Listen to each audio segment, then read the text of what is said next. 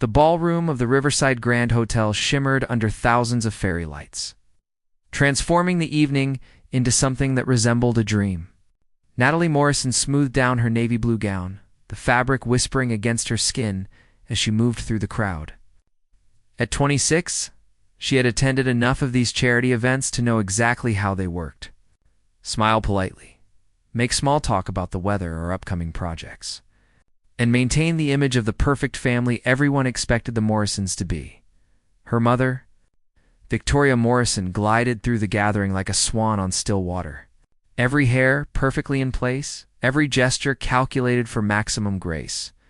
Her father, Thomas Morrison, stood near the auction tables, his booming laugh echoing across the room as he charmed potential investors for his real estate empire. They looked like something out of a romance novel, the kind of couple people pointed to and said, "That is what marriage should look like." Natalie had grown up believing that story. 28 years of marriage, 3 children, sprawling estate in the countryside, and enough success to fill several lifetimes. The Morrison family was what others aspired to become. She had built her entire understanding of love and commitment on the foundation of their relationship. The evening moved forward in its predictable pattern. Natalie accepted compliments on her recent architectural award, discussed her latest commercial building project, and navigated conversations with the practiced ease of someone who had been trained in social graces since childhood. But something felt different tonight. There was a tension in the air she could not quite name, a tightness in her chest that made her want to escape to somewhere quiet. She excused herself from a conversation about sustainable building materials and headed toward the refreshment area. The champagne fountain bubbled cheerfully, and waiters circulated with trays of delicate appetizers. Natalie picked up a glass of sparkling water, needing something to do with her hands more than actual refreshment. That was when she heard them. 2 men stood just beyond the decorative plant arrangements, their voices low, but not quite low enough. Natalie recognized them both as associates of her father, people who had been in and out of their home for years. She did not mean to eavesdrop, but her feet stopped moving when she heard her father's name. "Thomas is handling it remarkably well, all things considered," the first man said, swirling his whiskey. 6 months of living in separate wings of that massive house, I would have lost my mind. The second man nodded. Victoria made the right call, keeping it quiet until after the summer deals closed. Smart woman. The separation would have tanked investor confidence during the merger. Separate wings for 6 months. Now she is moving to the London office permanently next week. Clean break, minimal scandal. Very civilized. You have to admire how they have kept it together for appearances. Even their kids have no idea. Thomas mentioned Natalie still thinks they are the perfect love story. The glass slipped from Natalie's fingers. It did not shatter, just thudded dully against the carpeted floor, water spreading in a dark stain across the burgundy fabric. But the sound might as well have been an explosion. Her ears rang. Her vision narrowed to a tunnel. Her heart hammered so hard against her ribs that she thought they might crack. Separate wings. 6 months London, next week. The words repeated in her mind like a cruel chant, each one driving another nail into the coffin of everything she had believed about her family. About love, about the foundation of her entire world. Her mother's recent business trips, her father's late nights at the office, the way they stood just slightly too far apart in photographs, the careful politeness in their voices when they spoke to each other. How had she missed it? How had she been so blind? Natalie turned sharply, needing to escape, needing air, needing anything but this suffocating ballroom where everyone wore masks and called it society. Her heels caught on the carpet edge, and she stumbled forward, vision blurring with tears she refused to let fall. Not here. Not in front of all these people who thrived on gossip and scandal. She pushed through the crowd, mumbling apologies when she bumped into guests, not really seeing where she was going. The bathroom. She could make it to the bathroom, lock herself in a stall, and fall apart where no one could see. Where she could scream, or cry, or do whatever it took to process the fact that her entire life had been a carefully constructed lie. The corridor leading to the restroom stretched before her, blessedly empty. Natalie broke into something close to a run, her breathing ragged, her composure cracking with every step. She could feel the tears starting, hot and insistent, could feel the panic rising in her throat like a living thing. She turned the corner at full speed and crashed, directly into someone solid and unmovable. Natalie would have fallen backward if not for the strong hands that caught her arms, steadying her with surprising gentleness. She looked up, tears already streaming down her face, and found herself staring at a man she had never seen before. He was tall, with dark hair that fell slightly across his forehead and eyes the color of storm clouds. His suit was impeccable, clearly cut and tailored, and his face held the kind of refined features that belonged in oil paintings. But it was his expression that stopped her spiral of panic, if only for a moment. Instead of irritation at being crashed into, instead of the cold indifference she expected from someone at an event like this, his face showed only concern. "Are you hurt?" he asked, his voice deep and surprisingly gentle. Natalie tried to speak, but what came out was a choked sob that horrified her. She was falling apart in front of a complete stranger, mascara probably running down her face, looking like exactly the kind of scene her mother had always warned her never to make in public. The stranger did not let go of her arms, but his grip shifted from steadying to something more protective. Natalie watched through her tears as his expression changed from concern to something like determination. He glanced down the corridor, then back at her tear-stained face, and seemed to make a decision. "Come with me," he said quietly. "You should not have to fall apart in a hallway," before Natalie could protest or question or do anything rational. He was guiding her away from the bathroom corridor, through a door marked private, and up a narrow staircase she had never noticed before. Her mind screamed that she should not follow a stranger anywhere, but her body seemed to have disconnected from logic. She let him lead her upward, her heels clicking against marble steps, her breathing still ragged with suppressed sobs. They emerged onto a rooftop terrace that took what little breath Natalie had left. The space was beautifully designed with comfortable seating areas, ambient lighting, and planters filled with night-blooming jasmine. But it was the view that stopped her. The city spread out before them like a carpet of stars, buildings lit up against the dark sky, rivers of headlights flowing through streets below. Up here, the sounds of the gala were muted, replaced by the gentle night breeze and the distant hum of city life. The man released her arms but stayed close, as if worried she might collapse. Natalie walked to the glass railing on shaking legs and gripped it hard enough to hurt. The cool air hit her face, and she gulped it in desperately, trying to force oxygen past the tightness in her chest. "I should not be here," she managed to say, between gasping breaths. "This is private property. We will get in trouble." "I own the hotel," the man said simply. "So I think we are safe from security." Natalie turned to stare at him. "You own this place?" "Julian Thornton," he said, offering a slight smile that did not quite reach those storm-gray eyes. "Thornton Hotels and Resorts? We have about 40 properties worldwide. This is one of my favorites, of course." Natalie felt a fresh wave of humiliation wash over her. She had just crashed into one of the most successful hotel magnates in the country, destroyed his probably expensive suit with her tears and makeup, and was now having a complete breakdown on his private terrace. "I am so sorry," she said, her voice cracking. "I did not mean to crash into you. I was just trying to get away before I completely fell apart in front of everyone. And now I am falling apart in front of you instead. Which is somehow worse, because you own the building, and I have ruined your evening."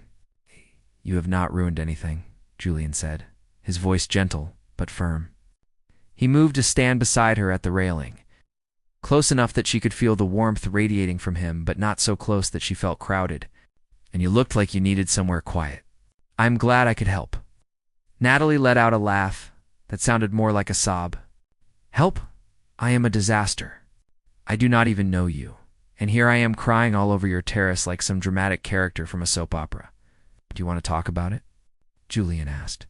"Sometimes it helps to tell a stranger. No judgment, no expectations, just someone who will listen." Oh, maybe it was because he was a stranger.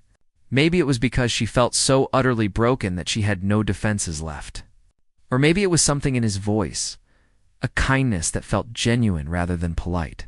Whatever the reason, Natalie found the words spilling out of her. "My parents are separating," she said, the words tasting bitter on her tongue. 28 years of marriage, and they have been living in separate wings of our house for 6 months. My mother is moving to London next week. And I had no idea, none. I thought they were happy. I thought they were the example of what real love looked like. I built my entire understanding of relationships on what I thought they had. She wiped at her eyes with the back of her hand, smearing mascara further. And I found out because I overheard my father's business associates gossiping about it. They all knew.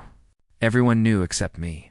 I have been walking around like an idiot, believing in something that has been dead for who knows how long.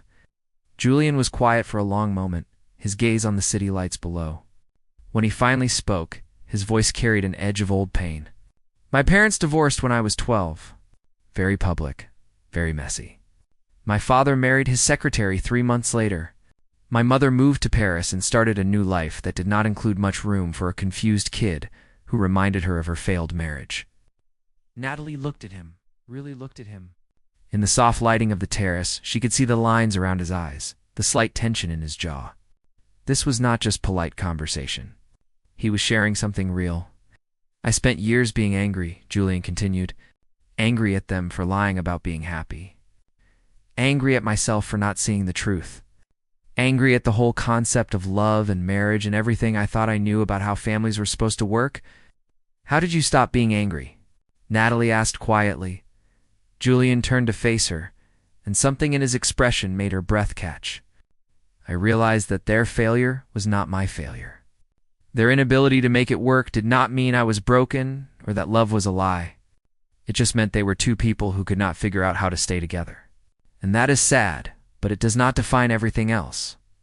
But how do you trust it again? Natalie heard the desperation in her own voice.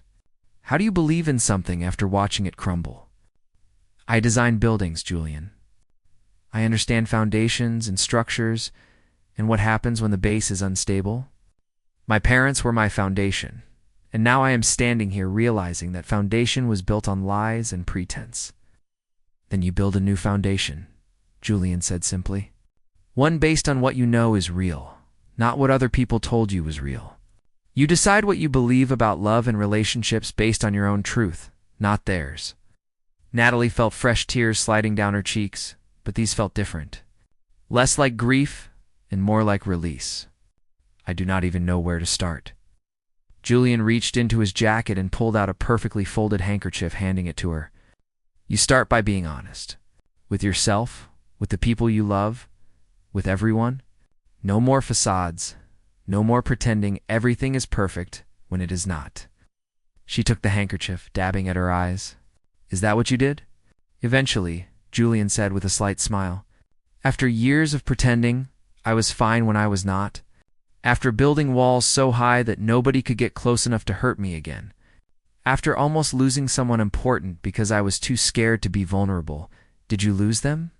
Natalie asked. Almost, Julian admitted. But I figured out just in time that being scared of getting hurt is not actually living. It is just existing inside a very comfortable cage. Natalie looked out at the city again. At all those lights representing all those lives. All those people with their own struggles and heartbreaks and moments of falling apart. I feel so stupid, she whispered. Like I should have seen it coming. You trusted them, Julian said. That is not stupid. That is what children are supposed to do with their parents. The fact that they hid it from you says more about them than it does about you. Something about his words settled into her chest. Not quite comfort, but close. The panic had faded, replaced by a bone-deep exhaustion and a strange sense of clarity. Her parents' marriage ending did not mean love was a lie. It just meant their love had run its course, and they had handled it badly by lying about it for so long. Thank you, Natalie said softly, turning to look at Julian. For not leaving me to fall apart alone? For sharing your story? For this? She gestured at the terrace, the privacy, the unexpected kindness. Julian met her gaze.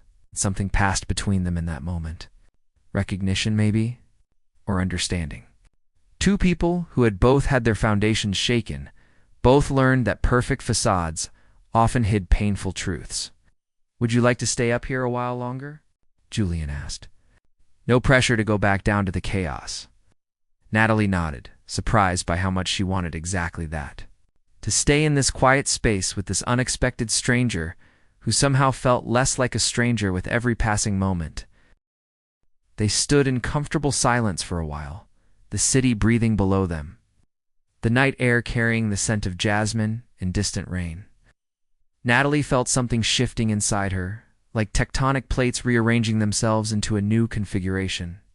The pain was still there, sharp and insistent, but it no longer felt like it would consume her entirely. Julian moved to one of the seating areas and gestured for her to join him. Natalie sank into the plush chair, suddenly aware of how exhausted she felt. It was the kind of tiredness that came from holding yourself together for too long, from maintaining a performance you did not even realize you were giving. "Can I ask you something?" Natalie said, breaking the silence. "Why did you help me? Could have just pointed me toward the bathroom and gone back to your event. Instead, you brought me up here, shared your own story. Why?" Julian leaned back in his chair, considering the question. "'Cause I remember what it felt like to be where you are right now. And I remember how much it would have meant if someone had stopped and said, 'You are not crazy for feeling this way. Your pain is valid. You are going to survive this.'" "Am I?" Natalie asked, and she was not entirely sure if she was joking. "You are," Julian said with certainty, "because you are already doing the hardest part. You are feeling it instead of pretending it does not exist. You are letting yourself break instead of forcing yourself to hold a shape that no longer fits." Natalie pulled her knees up to her chest, an undignified position for someone in a formal gown at a charity gala. But she was past caring about appearances. I should go home and confront them, demand to know why they lied to me, why they thought keeping this secret was better than being honest. "You could do that," Julian agreed. "Or you could wait until you are not running on pure emotion. Give yourself time to process before you have that conversation." "The architect in me wants a plan," Natalie admitted. "Step 1, confront parents. Step 2, demand explanations. Step 3, somehow rebuild my entire understanding of relationships and trust. Except I have no idea what step 3 actually looks like." Julian laughed softly, and the sound was warm and genuine. "Step 3 is different for everyone. For me, it was traveling. Spent 2 years after college just moving from city to city, building hotels, meeting people, learning that the world was bigger than my parents' failure. I learned that love looks different for different people, and that is okay." "Did you find it?" Natalie asked. "Love, I mean, after everything?" Something flickered across Julian's face, an emotion too quick to name. "I found versions of it. Some that worked for a while, some that did not.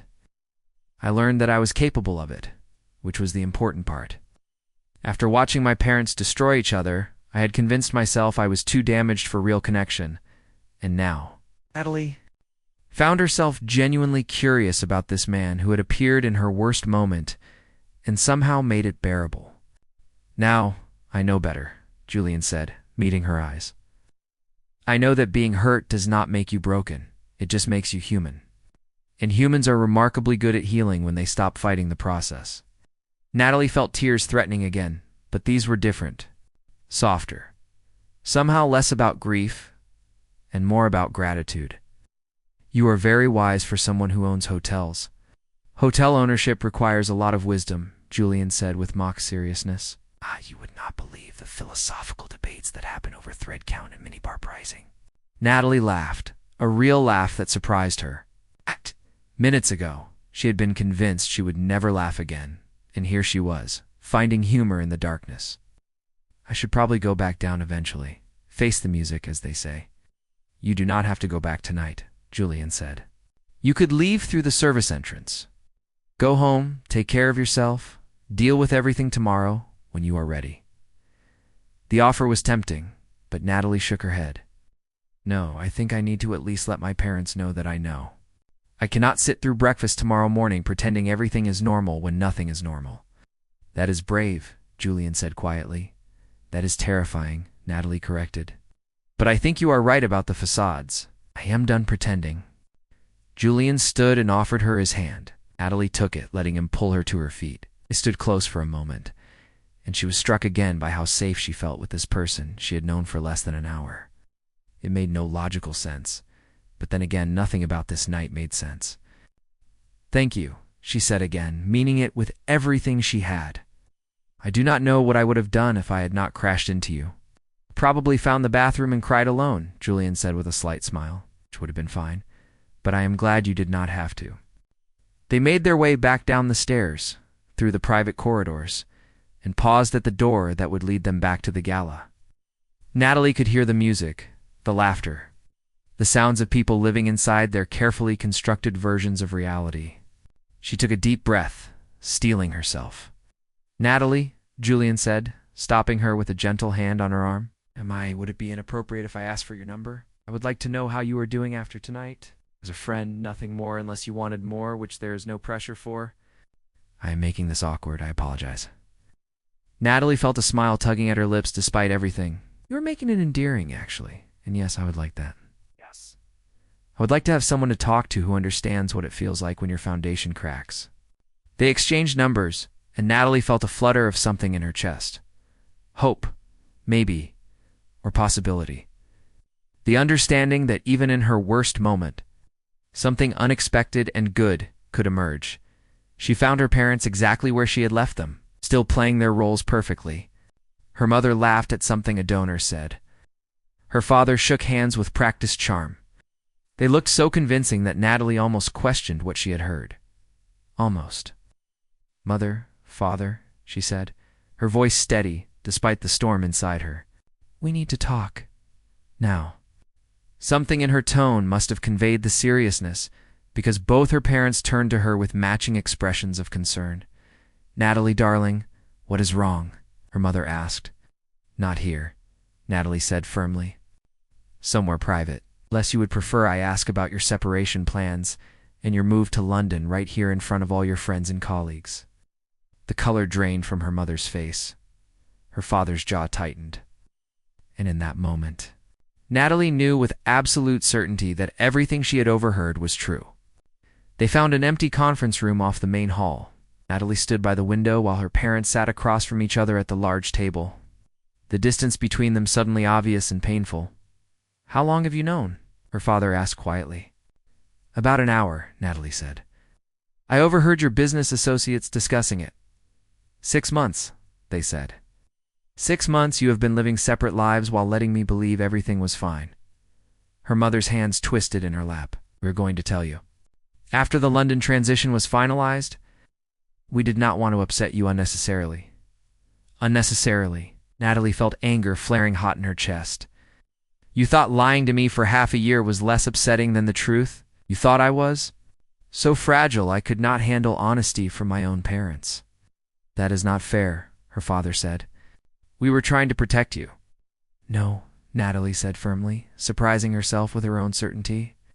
"You were trying to protect yourselves from difficult conversations, from having to explain, from shattering the perfect image everyone has of the Morrison family.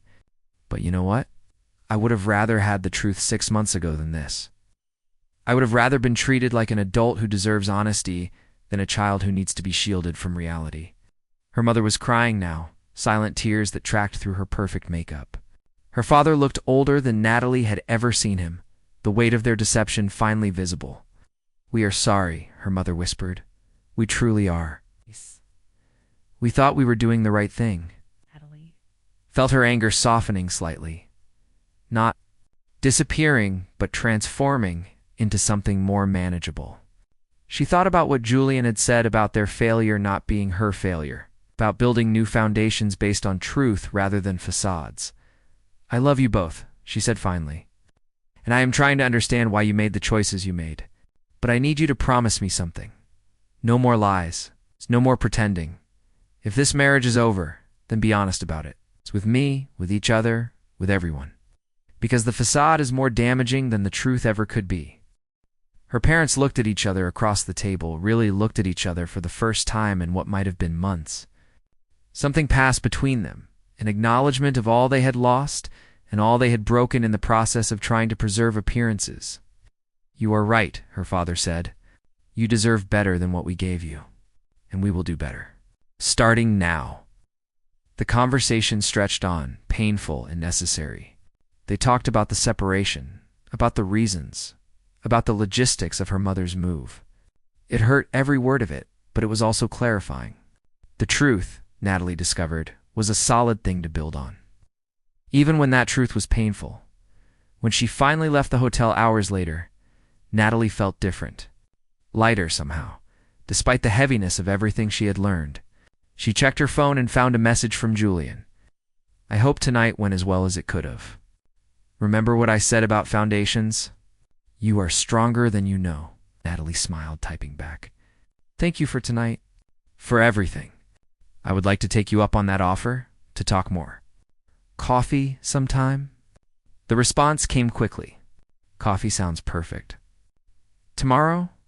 "Tomorrow," Natalie confirmed. She looked up at the sky, at the stars barely visible through the city lights, and felt something she had not expected to feel tonight. Hope. Not the naive hope of someone who had never been hurt, but the resilient hope of someone who had been broken and was choosing to rebuild anyway. Her parents' marriage was ending, and that was sad. But Natalie's understanding of love and truth and what really mattered was just beginning. And somehow, because of a chance collision with a stranger on the worst night of her life, she was not facing that journey alone. The foundation had cracked, yes. But Natalie was an architect. She knew how to build something new from broken pieces. And this time, she would build it on truth. The end.